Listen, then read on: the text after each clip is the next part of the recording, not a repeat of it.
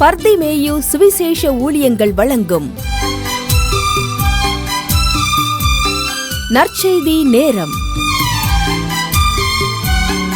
தேவ செய்தி pastor R. Augustine. இந்த நாளில் உங்களோடு நான் பேசி வருகிறேன் என ஒரு அருமையான சகோதரர், கிறிஸ்துவை அறிந்தவர் அறியாதவர் தான் நினைக்கிறேன். அவர் கேட்டார், கிருபை கிருபை கிருபைன்னு சொல்கிறீங்களே ஐயா, கிருபையை குறித்து நிறையா பாடுறீங்களே, அந்த கிருபைன்னா என்னய்யா, ஒரு மனுஷனுக்கு என்ன செய்யும் அப்படின்னு கேட்டீங்க.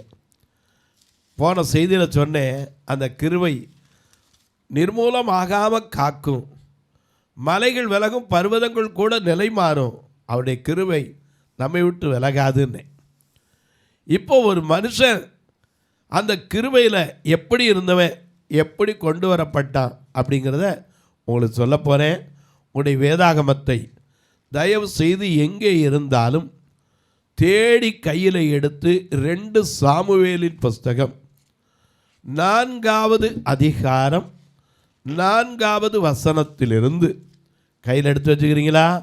எல்லாரும் திரும்ப சொல்கிறேன். பழைய ஏற்பாட்டில் 2 சாமுவேலின் புஸ்தகம் 4வது அதிகாரம் 4வது வசனத்திலேருந்து எல்லாரும் தேடி எடுத்து வச்சுக்கிறீங்களா? அப்படி எல்லாரும் எடுத்துக்கிற வரைக்கும் நீங்கள் நான் பாடுமா? இயேசுவே கிருபாசன பதிகே, இயேசுவே கிருபாசன பதிகே, கெட்ட இளைஞனை மீட்டருள் இயேசுவே கிருபாசன பதியே, கெட்ட இளைஞனை மீட்டருள் இயேசுவே கிருபாசன பதியே.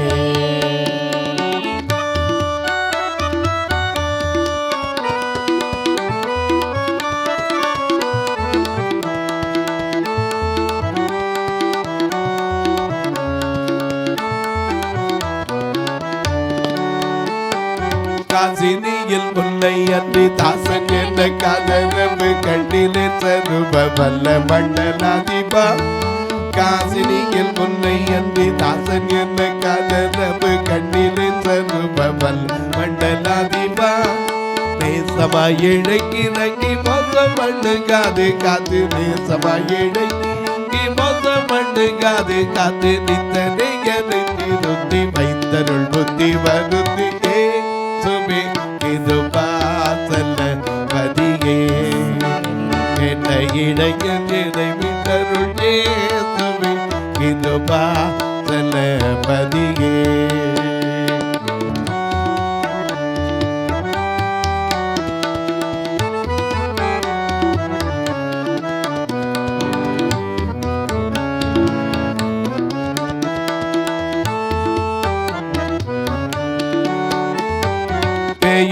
சிறையதிலோ காயமில்லை கெட்டதிலோ பின்னமாக கொண்ட துர்க்கண்ணி ஆகினே, பேயுடை சிறையதிலோ காயமில்லை கெட்டதிலோ பின்னமாக கொண்ட துர்க்கண்ணி ஆகினே, தீயரை மீட்டும் பொருளாய் நெய்யமுற்று தீரம் விட்ட, தீயரை மீட்டும் பொருளாய் நெய்யமுற்று தீரம், தேவனே என்னை கண்ணோக்கி தீவினை அனைத்தும் நீக்கியே சுபே கிருபாசன பதியே, கெட்ட இளைஞன் என்னை மீட்டருள் இயேசுவே கிருபாசன பதியே.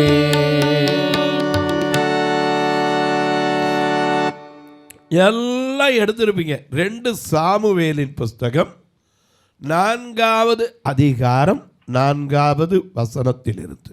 சவுலின் குமாரன், நல்ல கவனிங்க, சகுனின் குமாரன் யோனத்தானுக்கு 2 காலும் முடமான, நல்ல கவனிங்க, 2 காலும் முடமான ஒரு குமாரன் இருந்தான். சவுலும் யோனத்தானும் மடிந்த செய்தி இஸ்ரவேலிலிருந்து வருகிற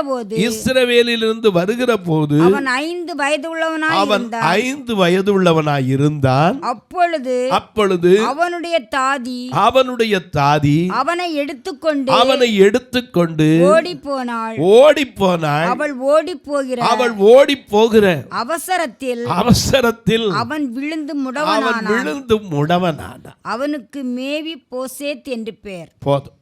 எனக்கு கண்பாருடைய இப்போ யாரை பற்றி உங்களுக்கு பேச போகிறேன்னு விளங்கி இருக்கும். யாரை பற்றி? மேவி போசேத்தை பற்றி. 2 காலும் முடமான ஒரு மனுஷன், அவனை கிருபை எங்கே கொண்டு போய் நிப்பாட்டுச்சு? எனக்கு கண்பாருடைய இங்கே மிக அழகாக நமக்கு எழுதியிருக்கார். திரும்ப அந்த 4ஆம் வசனத்துக்கு வந்துங்க. ஏன்னா ஒவ்வொன்றா தியானிச்சா தான் உங்களுக்கு விளங்கும். நான் சொல்லிட்டு போயிட்டால் உங்களுக்கு மனசில் ஆகாது. நான் போது சொல்லி அர்த்தம்லாம் போயிடும். 4ஆம் அதிகாரம் 4ஆம் வசனத்தை வாசிங்க பார்ப்போம். சவுலின் குமார். இந்த சகுல் என்பவர் யார்? முதல்ல நமக்கு தெரியணும். இந்த சகுல் என்பவர் யார்? முதலாய் இஸ்ரவேலிலே அபிஷேகம் பண்ணப்பட்ட ராஜா. யாரால் அபிஷேகம் பண்ணப்பட்டா? சாமுவேல் தீர்க்கதரிசியினாலே. யார் இந்த சகுல் தேடி போய், அல்லது சாமுவேல் தாவீதை தேடி போனார். 1 சாமுவேல் 16ஆம் அதிகாரத்தில் ஈசாய்க்கு பலி விருந்துன்னு சொல்லி தாவீதை அபிஷேகம் பண்ணுறதுக்கு சாமுவேல் அவரை தேடி போய் சொல்லி கர்த்தரே சொன்னார். போய் கேட்டால் என்ன சொன்னால், பலி விருந்துக்கு வந்தேன் அப்படி சொல்லு. அங்கே போய் அபிஷேகம் பண்ணுறதுக்கு ஒவ்வொரு பிள்ளையாக நிப்பாட்டினா ஈசாய். ஆனால் கடைசியில் இவனெல்லாம் இல்லை, கர்த்தர் தெரிந்து கொள்ளன்னு சொல்லி தாவீது அபிஷேகம் பண்ணார். ஆனால் அந்த சகுலுக்கு வந்த அபிஷேகம் எப்படி வந்து தெரியுமா? அவன் போன நோக்கமே வேற, நோக்கம் வேற. ஆனால் கர்த்தர் அந்த நோக்கத்தை அவனுக்கு மகிமையாய் மாற்றி கொடுத்தான். இந்த மேவி போசேத்தினுடைய வாழ்க்கையிலையும் பார்த்தீங்கன்னா, அவன் கொண்டு போன நோக்கம் வேற, ஆனால் கர்த்தர் அவனை உயர்த்தின விதம் ஆச்சரியமான விதம். எனக்கு கண்பாருடைய இந்த சகுல் ஒரு நாள் 1 சாமுவேலின் புஸ்தகம் 9ஆம் அதிகாரத்திலே இந்த சகுல் யார் என்பதை, ஏன்னா வேதத்தில் 2 சகுல் இருக்கிறாங்க. ஒரு சகுல் அப்போஸ்தலர் நடவடிக்கைகளிலே ஐயா ஆணை பெற்று இந்த மார்க்கத்தை சேர்ந்த புருஷர்களையாவது ஸ்திரீகளையாவது நான் கண்டுபிடித்தால் அவர்களை கொண்டு வந்து கொலை செய்ய வேண்டும் என்று தமஸ்கு வீதியில் ஆணை பெற்று போன சகுல். அவன் தான் யாரு? பவுலா மாறினவன். ஆனால் இந்த சகுல் யாரு? கீசின் குமாரன். வாசிங்க 1 சாமுவேல் 9ஆம் அதிகாரம் 1 வசனத்திலிருந்து. பென்யமீன் கோத்திரத்தாரில் கீஸ் என்னும் பேருள்ள மகா பராக்கிரமசாலியான ஒரு மனுஷன் இருந்தான். அவன் பென்யமீன் கோத்திரத்தானாகிய அபியாவின் மகனான பெகோராத்திற்கு பிறந்த சேரோரின் புத்திரனாகிய அபியேலின் குமாரன். அவனுக்கு சவுல் என்னும் பேருள்ள. எவ்வளவு விளக்கமா எழுதி வச்சிருக்காரு பாருங்க. அவனுக்கு சகுல் என்னும் பெயருள்ள சௌந்தரியமான வாலிபனாகிய ஒரு குமாரன் இருந்தான். ஒரு வாலிபனாகிய குமாரன் ரொம்ப அழகுள்ளவன். ஏன்னா ஜனங்களுக்கு அவன் மற்றவங்களாம் தோளுக்கு கீழே தான் இருந்தாங்க இந்த சவுலுக்கு. இந்த சவுல் தகப்பனுடைய கழுதை ஒரு நாள் காணாமல் போச்சு. கழுதையை தேடித்தான் போனான். 1 சாமுவேல் 9ஆம் அதிகாரம் திரும்பி 2ஆம் வசனத்தை வாசிங்க. அப்படி தேடி போன போது அவனுக்கு சவுல் என்னும் பேருள்ள ஒரு சௌந்தரியமுள்ள ஒரு வாலிபன் இருந்தான். இஸ்ரவேல் புத்திரரில் அவனை பார்க்கிலும் சௌந்தரியவான் இல்லை. ஆனா நாம பாடுறது என்ன பாடுறோம்? அழகு மாயை நிலை தேடாதே, அதை நம்பாதே மயக்கிடுமே. அழகு மாயை நிலைத்திடாதே, அதை நம்பாதே அழகிடுமே. மரணம் போனா சந்திக்குமே, மரமதே முன் ஆண்டவரை வருவாய் தருணமிதுவே அழைக்கிறாரே. அல்ல ஆண்டவர் இயேசுவனை வருவாய் தருணமிதுவே அழைக்கிறாரே. அல்ல ஆண்டவர் இயேசுவனை. அழகு மாயை. எனக்கு அன்பானவர்களே நல்லா கவனிங்க. இந்த சௌந்தரியம் உள்ள, அதுக்கு தமிழில் சௌந்தரியங்கிற சமஸ்கிருத வார்த்தை. சௌந்தரியமான ஒரு குமாரன் வாலிபன் தான். அவனை போல ஒரு அழகுள்ளவன் என்ன செய்யலை? இல்லை. அதே மாதிரி அப்சலோமும் அப்படி தான். அப்சலோமை போல முடி நீளமாக வளர்ந்தவன் யாரும் கிடையாது. மயிரழகன் அப்படி சொல்ல போனால், நம்ம தமிழில் புரிகிற மாதிரி சொன்னால் மயிரழகன். அவன் ஒரு வருஷத்துக்கு ஒருக்கா தான் என்ன செய்வார்? சேவிங்க பண்ணுவார், முடி வெட்டுவார். அதனுடைய மொழி நிறைய கூட வேதம் அழகாக எழுதியிருக்கு, நீங்கள் உட்காந்து படித்து பார்க்கலாம். எனக்கு அன்பானுடைய இந்த அழகான வாலிபன் இந்த சகுலு எதுக்கு போனார்? இப்போ வாசிங்க 3ஆம் வசனத்தை. 1 சாமுவேல் 9ஆம் அதிகாரம் 3ஆம் வசனம். சவுலின் தகப்பனாகிய கீசுடைய கழுதைகள் காணாமல் போயிற்று. ஆகையால் கீஸ் தன் குமாரனாகிய சவுலை நோக்கி வேலைக்காரரில் ஒருவனை கூட்டிக் கொண்டு கழுதைகளை தேட புறப்பட்டு போய் என்றான். அப்படியே அவன் எப்ராயிம் மலைகளையும் சலுஷா நாட்டையும் கடந்து போனான். அங்கே அவைகளை காணாமல் கழுதையை காணல. சாலிம் நாட்டை கடந்தான், அங்கேயும் காணவில்லை. பென்யமீன் நாட்டை உருவ கடந்தும் அவைகளை காணவில்லை. அவர்கள் சூப் என்னும் நாட்டிற்கு வந்தபோது சவுல் தன்னோடு இருந்த வேலைக்காரனை நோக்கி, என் தகப்பன் கழுதைகளின் மேல் உள்ள கவலை. நல்ல கவனிங்க, கழுதையை பத்தி கவலைப்பட்டது போது. ஏன்னா எங்க அப்பாவுக்கு என்ன வந்துடும்? கழுதை மேல இருக்க கவலையை விட்டுட்டு என் மேல கவலைப்பட்டது வடுத்துறாரு. ஆகையினால வாப்பா போவோம் அப்படின்னா. அப்போ ஒருத்தன் சொன்னா, இங்கே ஒரு தீர்க்கதரிசி ஞானதிருஷ்டிக்காரன் இருக்கார். ஏன்னா பழைய ஏற்பாட்டு காலத்தில் தீர்க்கதரிசி என்ன சொல்லுவாங்க? ஞானதிருஷ்டிக்காரன்னு சொல்லுவாங்க. இந்த ஞானதிருஷ்டிக்காரன் ஒருவர் இருக்கிறார், அவரிடத்துல போய் கேட்போம். அப்போ சவுல் சொன்னால், என்கிட்ட காணிக்க விடலையே. பெரிய ஆள், அழகுள்ளவன். ஆனால் பையில் பார்த்தா காணிக்கைக்கு என்ன இல்லை, ஒன்றுங்க. வேலைக்காரன் என்கிட்ட நீர் கொடுத்தாலும் கொஞ்சம் சேர்த்து வச்சுருக்கேன்னா. அங்கே போகும்போது தான் சாமுவேலுக்கு கர்த்தர் சொல்லியிருந்த நாளை நேரத்தில் ஒருத்தர் என்ன செய்வான்? ஒன்றை வருவான். நீ அவனை என்ன செய்ய? அபிஷேகம் பண்ணினார். முதல் அபிஷேகம் பண்ணப்பட்ட ராஜா யாரு? சகுல். இந்த சகுலுக்கு ஒரு குமாரன் இருந்தான். அவனுடைய பேர் என்னது? யோனத்தான். இந்த யோனத்தானுக்கும் தாவீதுக்கு இருந்த சிநேகத்தை போல வேற யாருக்குமே கிடையாது. ஏன்னா அவனே சொல்றாரு, யோனத்தான் மரித்த போது அவன் புலம்பல் வேதத்தில் 2 சாமுவேல் எழுதப்பட்டு வச்சிருக்கு. ஏன்னா அங்கேருந்து ஒருத்தன் வந்தா சொன்னான், சவுலும் யோனத்தானும் மடிந்து போனா, அது உனக்கு எப்படி தெரியும் அப்படின்னா. நான் தற்செயலாக கில்காவா மலைக்கு போயிருந்தேன். அப்படி போயிருக்கும்போது அவர் வில்வீரர்லாம் நெருங்கினாங்க. ரொம்ப காயப்பட்டிருந்தார். தன் பட்டயத்து மேலே அப்படி சாஞ்சிருந்தார். இனி பிழைக்க மாட்டேங்கிறனால என்னை பார்த்து இங்கே வான்னு கூப்பிட்டாரு. நான் போனேன். என்னை கொன்று போடு, நான் அந்நியர் விருத்த சேதனம் இல்லாத உங்கள் கையில் அபிஷேகம் பண்ணப்பட்டுட்டு சாக போகிறத விட உங்கள் கையில் கொள்வது நலமாக இருக்குன்னாரு. நான் பயந்தேன். இருந்தாலும் அவரை போய் கொன்று போட்டேன். அவருடைய அஸ்த கடகத்தை எடுத்துகிட்டு வந்தேன்னா தாவீது உடனே பெரிய பாராட்டுவான்னு நினச்சான். அவன் உடனே சாயந்தரமாக ஒருத்தரை கூப்பிட்டு, இவன் மேலே விழுந்து என்ன செய்ய, இவனை வெட்டுன்னா.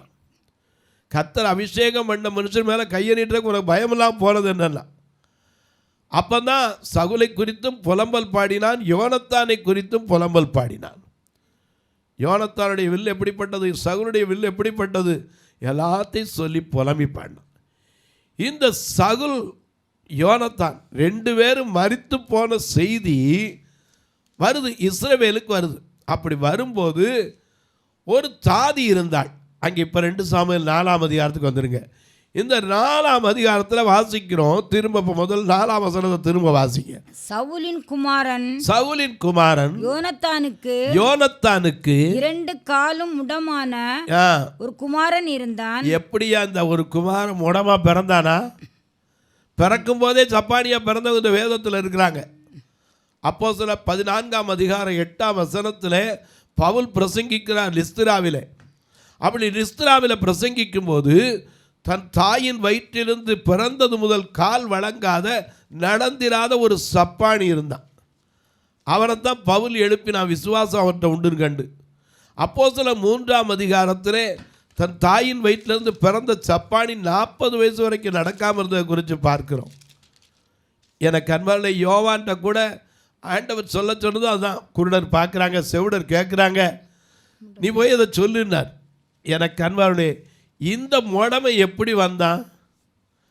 எனக்கு அன்பாருடைய திரும்ப வாசிங்க 4ஆம் வசனத்தை.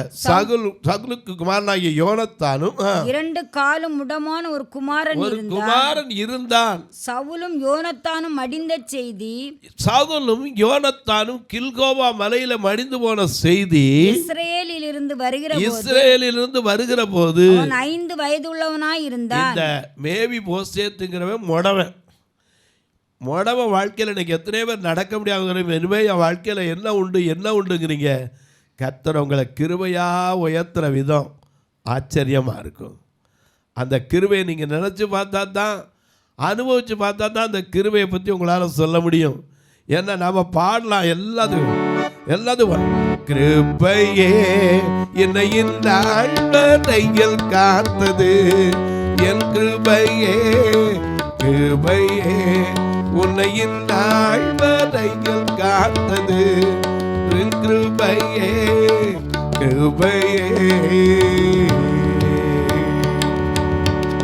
கிருபை இல்லாட்டா ஒண்ணுமே இல்லைங்க. கிருபை இல்லாட்டா ஒண்ணுமே இல்லை. ஒன்றுக்கு உதவாதவனை சிறியவனை புழுதியிலிருந்தும் எளியவனை குப்பையிலிருந்து உயர்த்தி பிரபுக்களோடும் தன் ஜனத்தின் அதிபதிகளோடும் உட்கார பண்ணுகிற தேவன், அதான் அவர் கிருபையின் தேவன். ஒன்றுக்காக அதை நம்மளை கூட இப்போ ஒன்றும் மற்றவங்கள சொல்லக்கூடாது. நான் 2 கண்ணும் தெரியாது, என் சொந்தக்காரன் பந்தக்காரன் உறவு எல்லாம் ஒன்றுக்கு ஆக மாட்டோம், ஒன்றுக்கு உதவ மாட்டோம், ஒரு பைசாக்கு பிரயோஜனம் இல்லைன்னு விட்டான். ஆனால் கர்த்தர் கொண்டு எத்தனை பேருக்கு ஆசீர்வாதமாக வச்சுருக்கார். ஏன்னா அவர் சொன்னது அதுதான். யோவான் 9ஆம் அதிகாரத்தில் அவருடைய சீஷர்கள் கேட்குறாங்க, ஐயா இவன் குருடனாக இருக்கானே, யார் செய்த பாவம்? இவன் செஞ்ச பாவமா, இவனுடைய தகப்பன் தாய் செஞ்ச பாவமா, என்னையா காரணம்? அவர் சொன்னார், இவன் செஞ்ச பாவமும் இல்லை, இவன் அப்பா அம்மா செஞ்ச பெற்றோர் செய்த பாவம் அல்ல, தேவனுடைய கிரியைகள் வெளிப்பட வேண்டும், அதற்குத்தான் இப்படி பிறந்தான். ஆண்டவர் ஒரு நோக்கத்தோடு தாங்க குறைவுகளை அனுமதிக்கிறார். குறைவு இருந்துச்சுன்னா சோர்ந்து போயிடாதீங்க. உங்கள் பயத்தில் அல்ல, உங்களுடைய பலவீனத்தில் அவருடைய பலன் பரிபூர்ணமாய் விளங்கும். நாம் அதை அறிஞ்சோம்னா தான் அந்த கிருபையை நம்ம அனுபவிக்க முடியும். இந்த சவுல், அவனுக்கு யோனத்தான், இவங்களுக்கு ஒரு குழந்தை இருந்தான். யோனத்தானுக்கு ஒரு பையன் இருந்தான். அந்த பையனுடைய பேர் என்னன்னா மேவி போசேத். இவன் 2 காலும் முடவனான ஒரு சகோதரன். எப்படி முடவனானா, பிறந்ததுலேருந்தே, இன்னைக்கு சிலருக்கு கால் பார்த்தீங்கன்னா பிறவியிலேருந்தே இருளடிச்சு, சொல்லப்போனால் இன்னும் சொல்கிறாங்களே போலியோ, இன்றைக்கி எவ்வளோ மருந்துகள்லாம் கொடுக்குறாங்க. பிறந்தவொடனே குழந்தைங்களுக்கு போலியோ சொட்டு மருந்து ஊற்றுறதை பார்க்குறோம். பிறந்ததுலேருந்து முடவனாக இருந்தானா? இல்லை. முடவனானது எப்படி? அதுக்கு ஒரு காரியம் இருக்குது. இப்போ திரும்ப 4ஆம் வசனத்தை வாசிங்க, அது உங்களுக்கு வழங்கும். 4வது 5வது வசனத்தை சேர்த்து வாசிங்க. சவுலின் குமாரன் யோனத்தானுக்கு 2 காலும் முடமான ஒரு குமாரன் இருந்தான். சரி. சவுலும் யோனத்தானும் மடிந்த செய்தி இஸ்ரேலிலிருந்து வருகிற போது அவன் 5 வயதுள்ளவனாய் இருந்தான். அப்பொழுது அவனுடைய தாதி அவனை எடுத்துக்கொண்டு ஓடி போனாள். நல்ல கவனிங்க, நல்ல நோக்கம் அதாவது intention is very good, but carelessness, அத கவனக்குறைவு. நல்ல நோக்கம் உண்மைதான்.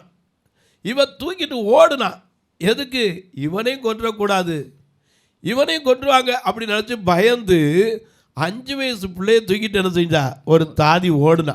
ஓடும்போது என்ன செஞ்சா? வாசிங்க. அவள் ஓடி போகிற அவசரத்தில் அவன் விழுந்து முடவனானான். சிலருக்கு இன்னைக்கு எப்படித்தான், பிறக்கும் போது குறையில்லாமல் தான் பிறந்திருப்போம். சில சூழ்நிலைகளினால தான் குறைவுகள் வருகிறது. எனக்கு அன்பார்களே, ஆனால் அந்த குறைவுகளையும் நிறைவாக்க ஒருவர் இருக்கிறார். நாம பேடுறோம் இல்லையா? என் தேவன் தம்முடைய மகிமையின் செல்வத்தினார், என் தேவன் தம்முடைய மகிமையின் செல்வத்தினார் குறைகளையே கிறிஸ்துவுக்குள் நிறைவாக்கி நடத்துகிறார். குறைகளையே கிறிஸ்துவுக்குள் நிறைவாக்கி நடத்துகிறார். சிங்கக்குட்டிகள் பட்டினி கிடக்கும், ஆண்டவரை தேடுவோர்க்கு குறையில்லை. சிங்கக்குட்டிகள் தேடுவோர்க்கு குறையில்லை. ஆகா குறையில்லை, குறையில்லை. ஆண்டவரை தேடுவோர்க்கு குறையில்லை, குறையில்லை, குறையில்லை. ஆண்டவரை தேடுவோர்க்கு குறையில்லை. சிங்கக்குட்டிகள் பட்டினி கிடக்கும், ஆண்டவரை தேடுவோர்க்கு குறையில்லை.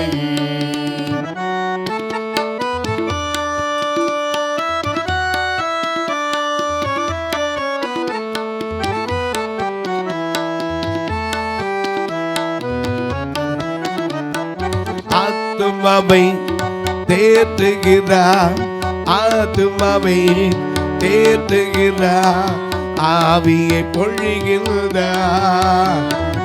ஆத்துமாவை தேற்றுகிறார், ஆவியை பொழிகிறார். ஜீவனுள்ள நாட்களெல்லாம் கிருபை என்னை தொடரும். ஜீவனுள்ள நாட்களெல்லாம் கிருபை என்னை தொடரும். சிங்கக்குட்டிகள் பட்டினி கிடக்கும், ஆண்டவரை தேடுவோர்க்கு குறையில்லை. சிங்கக்குட்டிகள் பட்டினி கிடக்கும், ஆண்டவரை தேடுவோர்க்கு குறையில்லை. நல்லா கவனிங்க, ஆண்டவரை தேடுறவருக்கு குறை வரும், ஆனால் அந்த குறை குறைவா இருக்காது. ஏன்னா என் தேவன் நம்முடைய குறைவுகளை அவன் மகிமையில் நிறைவாக்கிடுவார்.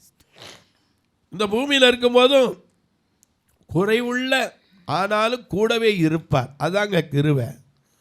ஏன்னா அண்ணன் அடிக்கடி பாடுவாரு, குறைவுள்ளோர் கூடவே இருக்கின்றீ,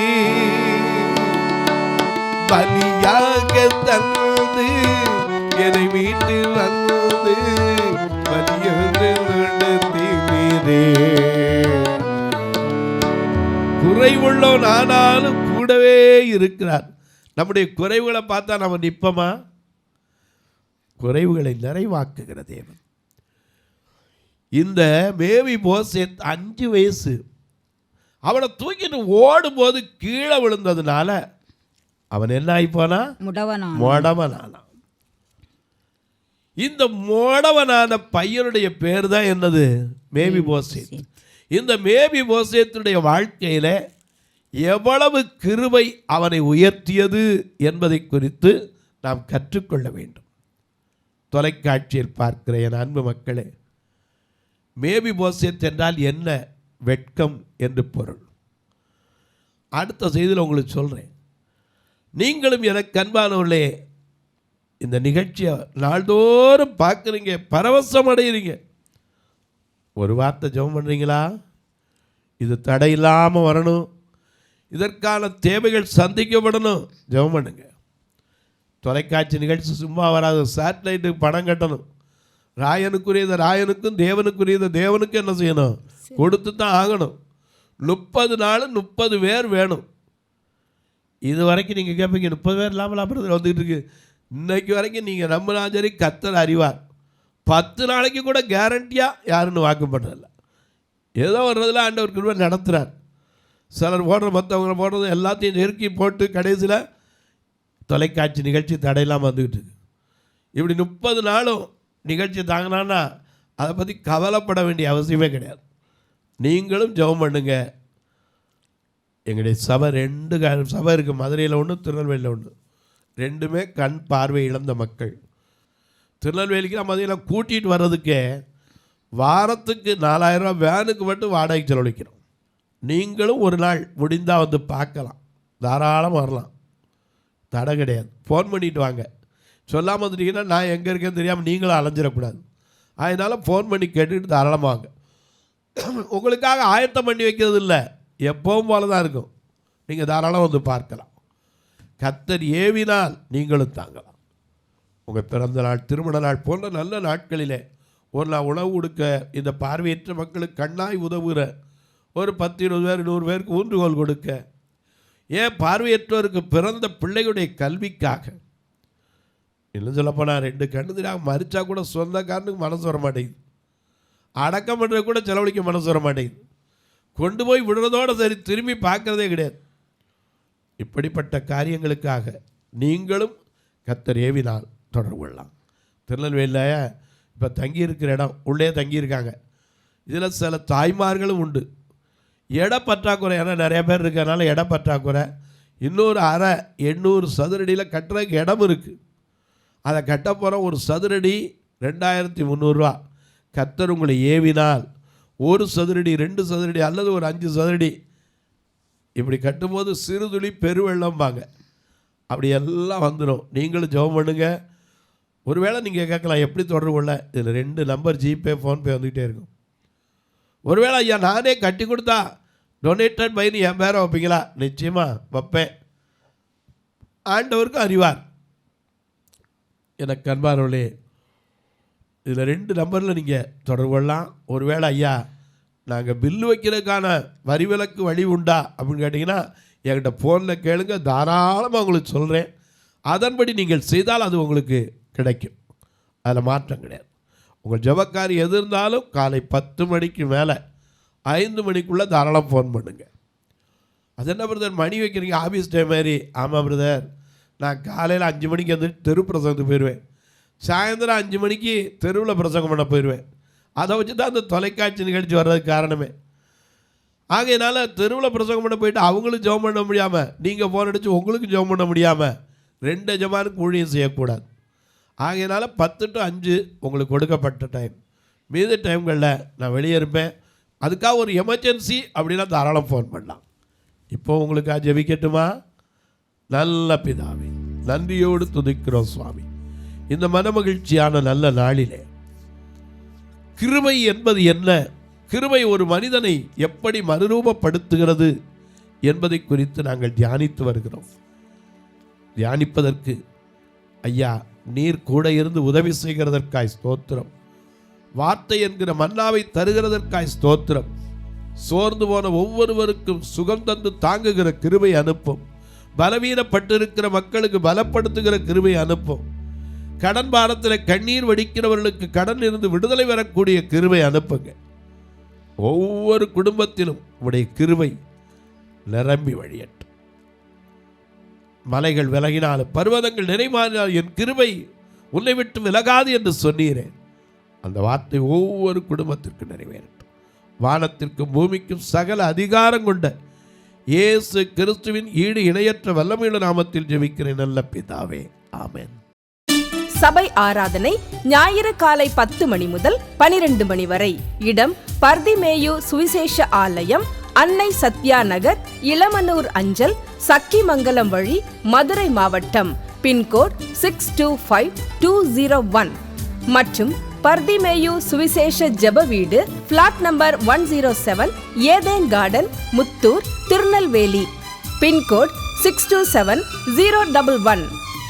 சிறப்பு உபவாச கூட்டம் ஒவ்வொரு மாதமும் 2வது சனிக்கிழமை காலை 10 மணி முதல் 1 மணி வரை நாகர்கோவில் YMCA ஹாலில் வைத்து நடைபெறுகிறது. மற்றும் ஒவ்வொரு மாதமும் 4வது சனிக்கிழமை காலை 10 மணி முதல் 1 மணி வரை திருநெல்வேலி புதிய பேருந்து நிலையம் அருகில் உள்ள கிரேஸ் ஹாலில் வைத்து நடைபெறுகிறது.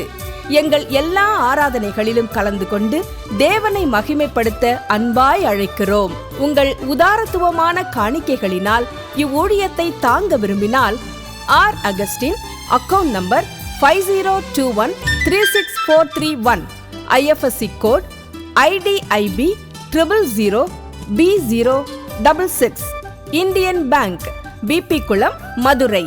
ஜிபே நம்பர் 98421819117, BGM மினிஸ்ட்ரீஸ் மற்றும் 9442559772, பிளைண்ட் மினிஸ்ட்ரீஸ் அகஸ்டின்.